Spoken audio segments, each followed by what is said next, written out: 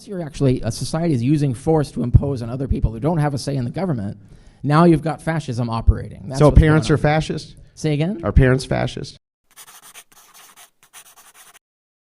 So today I'm featuring one of my favorite debates, Andrew Wilson versus Richard Dick Carrier. Wonder what he's carrying. Now in that intro, Andrew Wilson's not actually arguing that parents are fascists. What he's doing is exposing a much deeper philosophical problem. Over the next 20 minutes or so, you'll see how his opponent, Richard Carrier, repeatedly changes his definition of fascism every time Andrew introduces a counterexample. And by the end of the discussion, the definition of fascism has changed so much that it starts implying things that nobody would agree with, and Richard's cornered. But before we get into it, guys, please give us a like, subscribe, hit the notification bell so you're notified as soon as another video drops. We're a growing channel, so I very much appreciate the support. And please check us out on Patreon, TikTok, and X. I put links down in the description. All right, let's get into it. Yeah. But you can't decide to go kill all but the what I'm atheists. saying is that is it the case that you would, if you had X amount of like people in a minority who they felt that they were being oppressed, they just weren't being oppressed with violence necessarily, unless it was a case they were then breaking laws. At some new point, laws. it has to be violence. There has to be violence, right? And so if you're then that would be the case with anything. If you just 'cause violate any law, there's violence. If you take away all the rights but then never enforce that, then you're basically just respecting rights. I totally agree. If you take away all the rights and then enforce that, you're using violence to take away people's Yeah, but rights. I mean, this could be phrased however you want. There's a right for men and women to get married. That's it. A right? Yeah, you just say there's a right for men and women to get married. Now we're enforcing that right. Right? Yeah, and then homosexuals get married. They say, oh, well, and you're not allowed to do that. You're violating the law.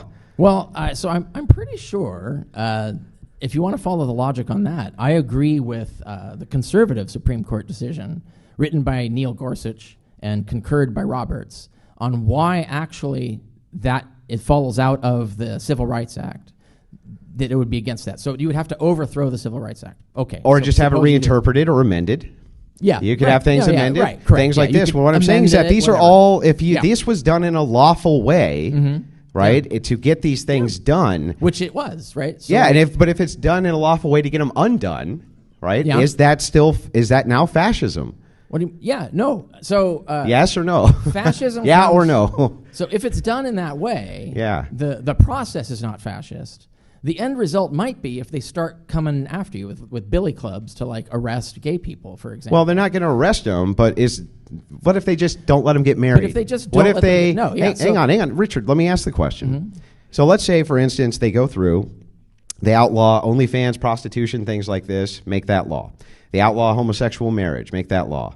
Right? They outlaw things like transgender kids getting reassignment surgery, and they make that a law. Sure. All right? People violate those laws. They then get arrested or things like this, like you would for any other law. Is that now, are we in fascist territory? No, because at that point, the people are actually having a say, and they're just using a lawful, nonviolent process to decide what rights they're going to have. The process is not fascist. So you just heard Richard concede that, guys. Richard has now agreed that Christian nationalists who change laws they don't like through democratic means are by definition not fascists. And these are even laws that Richard himself might dislike, such as laws permitting prostitution, gay marriage, and gambling, which, as he concedes earlier in the debate, would infringe on his secular humanist worldview and, as he put it, human flourishing. I know what you're thinking, guys. The 19-year-old OnlyFans model really needs to flourish by putting her butthole online.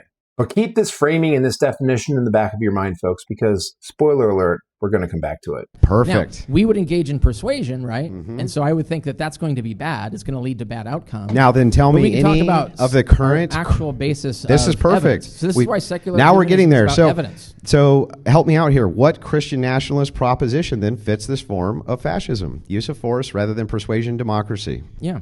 Which one? Which actual proposition being proposed by Christian nationalists right now? It sounds like fits that. You're defining Christian nationalism as simply taking away the rights of gay people to marry. No. I'm asking you a specific question. I'm going to ask it again. What proposition from anybody who's advocating Christian nationalism would not fall under the idea that they're changing the laws to better suit themselves, including amending several constitutional amendments or things like this? How would that be fascism? By your definition, that's not fascism now. Right.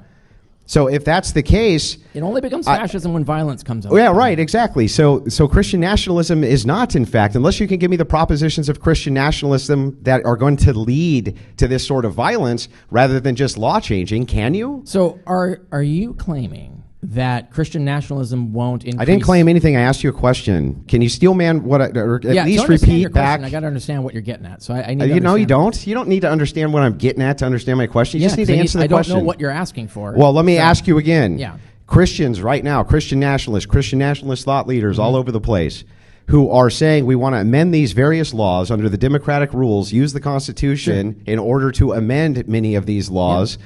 Right, and then if you violate those laws, protected right to do that, to talk about it. Yeah. So hang on. We have the protected right to persuade people to. I understand, but what I'm saying to you is, how could that be fascism if there's no use of force being involved here? So, if the can you show me the Christian nationalist proposition that leads to force? If you're talking about the Christian nationalist government is not going to use force to enforce any laws or do anything, your secular government will. Yes, but those are evidence-based, human-centered things. They're not based on ideology. That's not what you said. And this is why I'm glad Andrew called him out immediately by saying that's not what you said. Dr. Carrier changes his definition because he has to. Once he acknowledges that secular governments also use force, he has to pivot because force alone cannot define fascism anymore. So he introduces a new distinction. Force becomes acceptable when it's guided by empiricism and rationality over religion and ideology. In other words, it's not just the use of force, it's who uses it and why they use it. That is one hell of a goalpost move, folks.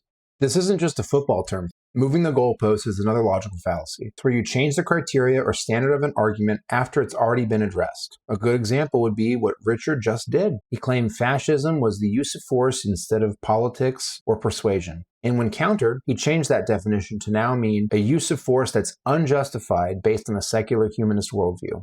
And you'll notice what's baked into this as well. Carrier appeals to empirical evidence and rationality to justify the use of force in a secular humanist context. The problem is, though, is that you can't solely rely on empiricism and rationality to make moral prescriptions. Empiricism and rationality can tell you whether your new policy reduces crime or not, but it cannot tell you whether or not that policy infringes on liberty and inherent human dignity. That's where you need some sort of underpinning moral philosophy to come in, and empiricism and rationality just don't cut it. So given that, intuitively you might say, okay, we clearly need something more than empiricism and rationality. But Dr. Carey doesn't assert that. In fact, he argues for the exact opposite. You said fascism is use of force rather than persuasion democracy. It doesn't matter if they're using evidence or not. Hang on. They're utilizing persuasion and democracy, right. And they're still utilizing persuasion and democracy. Yeah. Yes. So they're not fascist, right? Well, they're not advocating. I mean, they might be advocating for a fascist government, but they're not fascists yet because no. That's not what I'm asking. To violence. This is wild to me. So help me out here again. If it's the case that democratically, for instance, we just say no more trans, right? You're just not allowed to be trans anymore, right? Or I don't know, you're not allowed to get married as a homosexual anymore, and you're not allowed to do prostitution anymore. Let's just say that you're like not allowed to gamble or do drugs anymore, ever, right? You're not allowed to do any of those things. Yep. That's passed democratically through persuasion. Yeah. Now it has the force of law. That's right. That's no longer fascism. That by itself is not fascism. Then can you give me any Christian propositions? If you can persuade people to vote again to take those things away and change them, yes. Then show me the Christian nationalists out there who are giving the proposition which would lead to this fascism you're talking about, because that's all they're talking about doing. Yeah, so I don't know exactly what you have in mind as Christian nationalism, like what the Christian nationalist government That's not my question. My question is, can you name a single Christian nationalist right now who is proposing anything other than just amending laws and tailoring them to their own preferences? Wait, so let me see if I understand what you're asking. So you're asking for example, the kill the gays people, for instance. When there's no Christian nationalist seriously proposing to kill homosexuals. Yes, absolutely. Who? So there was a guy who ran in Texas, had got like 100,000 votes on the kill the gays biblical policy concept. So come on, this is not serious. There's no serious political movement for this. The ones who couldn't get elected here went to Uganda and got it done there, and actually got Uganda to actually start trying to kill the gays. And then, of course, I don't think Uganda needed much help with that, right? But the thing is like pointing this out again when we're talking about the proposition here.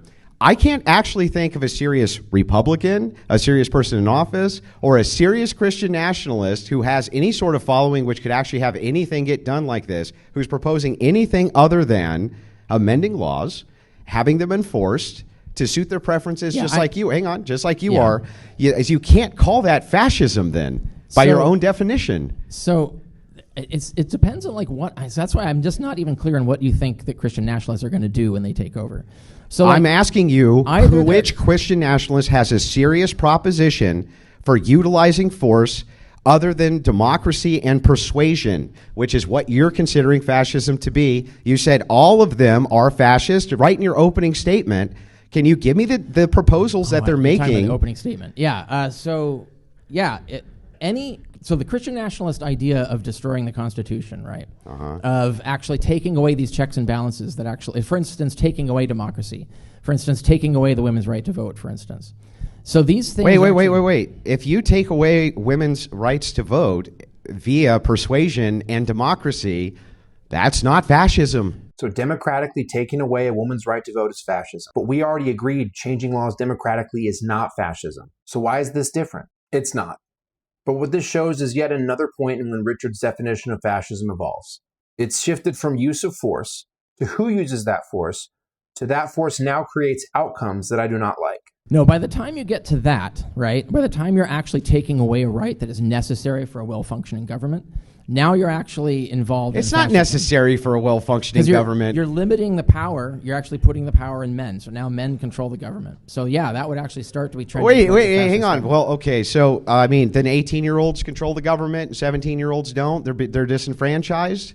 So if now you're talking about why do we enfranchise? No, I'm pointing out something important here. Yeah, this is you're still changing the subject. No, I'm going to stay on the subject. Use of force rather than persuasion, democracy. I still haven't heard a single Christian nationalist thought leader that you can name who has any sort of serious following, any sort of political following, has any sort of moxie that can get this sounds done. Like a big following, but yeah. So I think like this is a thing that people can test and go see like what actually are Christian nationalists. Yeah, who though? For. Can you name a name? Can you give me the name? No, I don't. Because there isn't any, Richard. There's none who aren't using. Yeah, that's and by the way, so Richard, here's Richard's entire argument reduced. This is wild. And you can, if I'm straw manning this, I would like you actually to correct it. Yeah. But isn't it the case that what you're saying here is, as long as Christian nationalists utilize persuasion and democracy to change any amendments we don't like, any laws we don't like, and we utilize only persuasion and democracy to do that, and then enforce those laws tailored to our preferences, that is not indeed fascism at all, is it? There's two possible outcomes. So one is that it's not.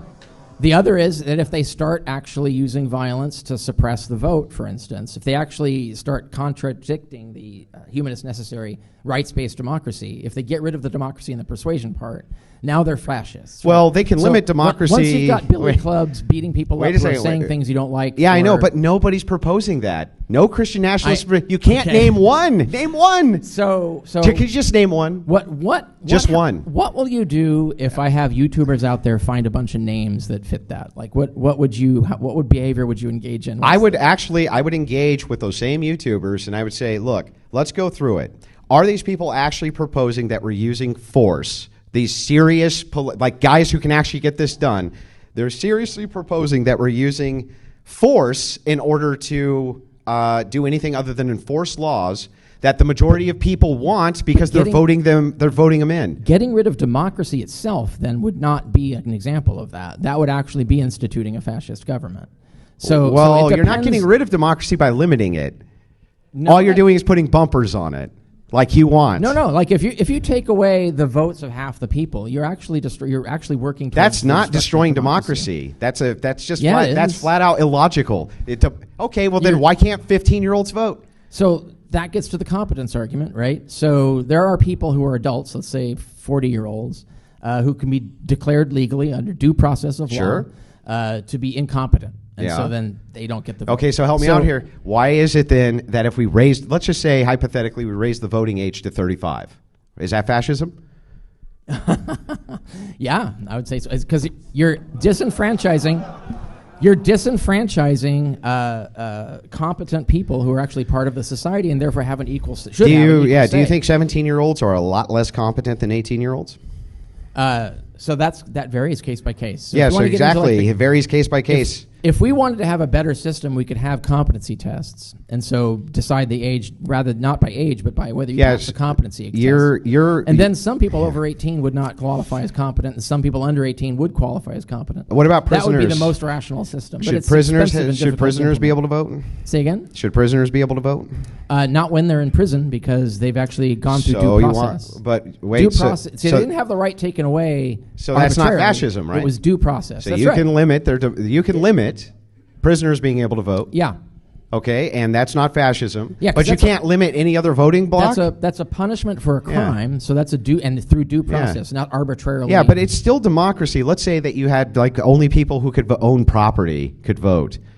That would still be a democracy. Yeah, true. So the thing is like what you're saying here makes no sense. I just asked you if you limit the electorate, does that get rid of democracy? You say, or is that fascism? You said yes. The thing is, though, is that it still holds that it's using persuasion and democracy. It's still a democracy. Yeah, in the sort of, you're using the word differently than I was. So I don't think I am. When I'm talking about rights-based democracy, I am actually talking about all competent people should have an equal say in the government, so they should be enfranchised. If you're disenfranchising people, you're heading towards fascism, because now you're imposing force. That doesn't mean it's fascist. Who don't have a participation in the government. You see how what you're doing is equivocating here. You're using the ambiguity of the language in order to switch between two different definitions. No. When you said democracy here, does democracy require full participation? No. Does it require in any way, shape, or form everybody can vote? No.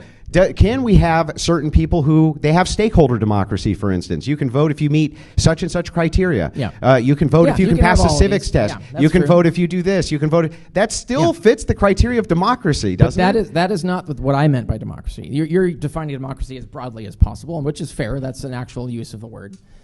In my actual explanation, in my opening, I made very clear that I'm talking about democracy that enfranchises, and not a democracy that limits to an oligarchy, for example.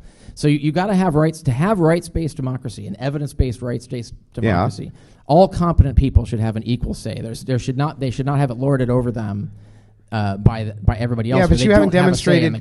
But you haven't demonstrated how that would be fascist if you limit the electorate to like super competent people or people who are very interested in voting rather than the most bribable portions of it, or if you just have stakeholder democracy. Yeah. Is stakeholder democracy fascist? So I'm assuming, so like the thing is that stakeholders are everybody. Everybody's a stakeholder. Well, no, not everybody owns property, for instance. Any narrower stakeholder is you're actually imposing force on people that don't have a say in the government. So that becomes fascist, yeah. So it's inherently fascist? Fascist? It becomes fascist. Yeah, but you see how you're using ambiguity again. You're switching between two different things. Yeah, look. No. If you say the use of force rather than persuasion in democracy, that's what fascism is. If people utilize democracy to limit democracy, it's still democracy. Yeah, a fascist democracy. That's not fascism. Yeah. No, absolutely. So it's a fascist democracy? See, that's the distinction that I was making. If you're having an oligarchy, which is technically a democracy, that's not the democracy I was talking about. The one that we actually need. And so the instrumentation of that is that once a society is using force to impose on other people who don't have a say in the government, now you've got fascism operating. So parents are fascist? Say again? Are parents fascist? What Andrew's getting at is he's trying to uncover what Richard's underlying principle is. What does he actually think about universal suffrage, and why is it so necessary for a functioning democracy? The Founding Fathers did not enact universal suffrage at our country's inception. In fact, the United States has not had universal suffrage for most of its history. But you're trying to convince us that because of that, the U.S. has always been a fascist nation?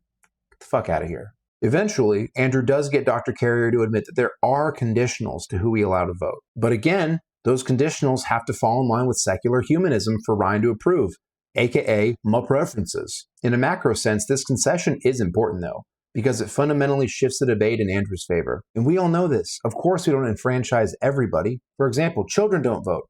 Non-citizens don't vote. You sure about that? You sure about that? Felons in certain jurisdictions don't vote. So baked into that is Richard's admission that his original viewpoint was incorrect. Of course, universal suffrage is not absolute. And of course, universal suffrage is not a prerequisite for democracy. And I think to the average listener, Andrew is raising some genuinely good points about who we let vote. Personally, I think we should raise the voting age to at least 25. And we should mandate some sort of public service too. Not necessarily joining the armed forces, but being a volunteer firefighter, volunteer sheriff, paramedic, something. Have some skin in the game. And I think a civics test would go pretty far as well. See, people younger than that tend to not really understand how the world works or how politics work. Oftentimes they live with their parents, they're still in college, they haven't worked or ran a business. And on top of that, if they volunteer for public service, they know what it means to sacrifice for their fellow countrymen. That's important. And if you include those 3 barriers to entry for voting, you'll naturally weed out people that are politically apathetic, people that are naive due to age, and people who aren't invested in the outcome of their vote. I think that would generate a lot of positive political outcomes for our country, and it sure as hell wouldn't be fascism. Well, incompetent people aren't relevant to this point. So you keep trying to say... Wait a second. Incompetent people are not different. I think 17-year-olds are as competent as 18-year-olds for the most part. And if you want to persuade to actually expand the franchise to 17-year-olds... Well, but why don't I limit it to 21? Like drinking. Like, oh, you're not old enough to have a beer? There's no sound basis for that. Actually, the drinking age shouldn't even be 21. What should it be? It should be 18. It should be. What's the sound basis for 18 versus 17? As soon as you're a competent person, you should have all your rights. What is the difference in everybody else? And you should have. Then, Richard, you're in. I don't understand this either. So then, what? How do we determine, other than arbitrarily, it should be 18? Richard says there's a sound basis anchored in evidence that determines voting age and competency should be allotted at age 18. Yet he provides none. How is raising the voting age to 21 not sound, but lowering the drinking age to 18 is? He's all over the place. Of course, the voting age being 18 is 100% arbitrary, but Richard is trying his hardest to avoid admitting it. This is often what leftists or secular humanists do. They argue in favor of an arbitrary position that they just happen to prefer, but they can't admit that it's arbitrary because that goes against the narrative they told themselves about themselves, that they believe in the science. So what do? They just pretend there's some sort of evidentiary basis for what they're saying. They just make it the fuck up. Do you even want a society where everyone has equal rights and has an equal vote who is competent? Do you want to actually take the rights of voting? When you're talking about voting, I would raise the voting age. Yeah. You would raise the voting age? Yeah. So that would be contrary to evidence. That'd be contrary to evidence in terms of who's actually competent. Oh, really? When does the brain fully develop? Well, that's not relevant to competence. Competence has to be... It's not relevant to competence? No. Okay. No, not at all. Because... I didn't know that. Yeah, no. Your brain develops continually throughout life. So yeah, but I mean, it develops... Being more developed doesn't make you more competent. Competence is actually meeting a threshold of the ability to understand rational decisions. And do we test for that? Medical ethics boards, when they determine competency, they run a competency test to determine that. Yeah, there's a test. Is there a test for you to be enfranchised? I would approve of one. Yeah, I know, but the thing is that then how can you say it's competency? You can't say that these people are competent. You don't even test them. Well, nothing. And the thing is back to this, it also doesn't help your argument at all. How? If someone's not competent, they can get declared incompetent. You can force the issue and have the competency test done. Yeah, but that's different than competency in voting. Do you agree with me that there's a bunch of really, really, really uninformed voters who go out and vote anyway? That's not the kind of competency I'm talking about. Competency when you do a medical ethics test for competency, you're not testing whether they are a scientist or have medical knowledge or whatever. You're testing whether they have the ability to understand and make decisions rationally. So that does mean that they can make stupid decisions and still be competent. Why wouldn't you put that for like voting then? Why is that a problem to do? Because this is the thing. There's a lot of political science on this. If you actually do that, then two things happen that lead to bad results. One is people start gaming who gets to pass the test and who not, and so you've got an oligarchy again.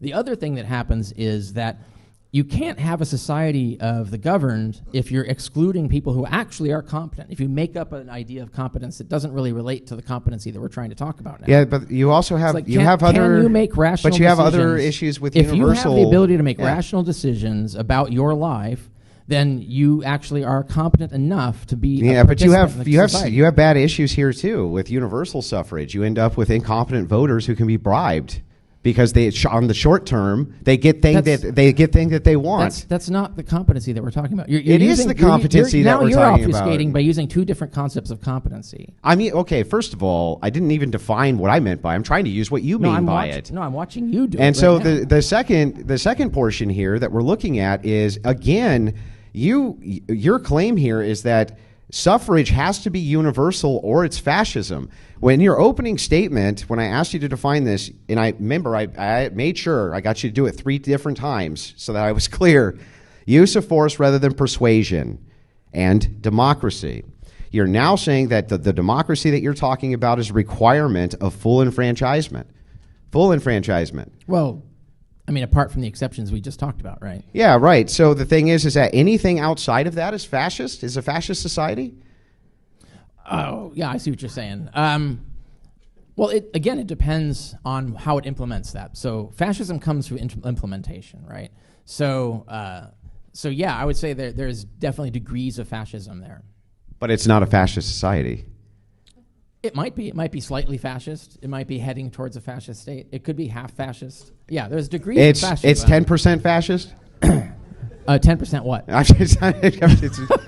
But pointing this out, when you say use of force rather than persuasion, democracy, and that's what fascist is, you still haven't actually told me how it is any of these Christian nationalists or any Christian nationalist propositions or any person making these propositions is doing anything other than saying that through persuasion and democracy, we can change and tailor society to fit our preferences. And of course, Andrew brings it home full circle. After several minutes unpacking things like voting rights, competency, consistency, and political principles, he brings the conversation right back to where he started. Fascism. But it's not really about fascism. It's really the exploration of a much older question. What provides us with a legitimate moral framework and the authority to govern others? It's about whether empiricism and rationality are sufficient to justify society's moral obligations, or whether, as Andrew argues, they simply describe the world without telling us how we ought to order it. I hope you guys enjoyed this debate as much as I did. This is one of my favorites. So let me know what you think down in the comments, and don't forget to leave a like and subscribe. It's very much appreciated. Thanks, guys. Are you looking for more content like this? Hit that subscribe button and check out the link on screen. Come on, you know you want to do it.